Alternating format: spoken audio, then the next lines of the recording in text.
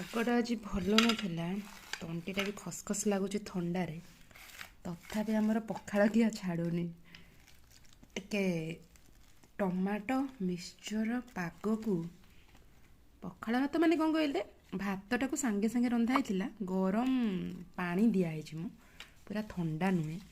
ଏ ଯେଉଁ ଶୀତ ହେଉଛି ଥଣ୍ଡା ହେଉଛି, ଆଉ ଯଦି ଏତେ ଥଣ୍ଡା ଖାଇବ ନା ଭାତ, ପୁରା ଦେହ ଖରାପ ହେଇଯିବ। ସେଥିପାଇଁ ଗରମ ଅଛି, ଆଉ ତା ସାଥିରେ ଟିକେ ଚକଡ଼ା ଚକଟି ପାଗ ବି ଚାଲିଛି। ଏଇଟା ଆଳୁ ଭଜା, ଚୋପା ଲଗା ଆଳୁ ଭଜା ମୋତେ ଭଲ ଲାଗେ। ପିଆଜ ଟିକେ ଚୁନ ଚୁନକି ପକା ହେଇଛି ଏଥିରେ, ଦେଖନ୍ତୁ। ସାଇଡ଼୍ରେ ଟିକେ ଆମର ଲଙ୍କା ପାଗଟା ନହେଲେ କ'ଣ ମଜା ଲାଗିବ।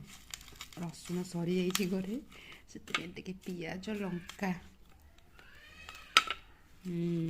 ଦେଖନ୍ତୁ।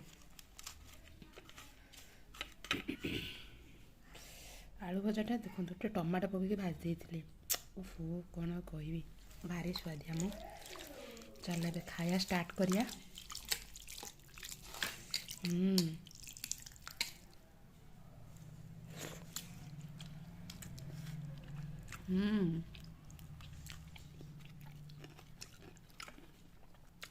ଆଳୁ ଭଜାଟା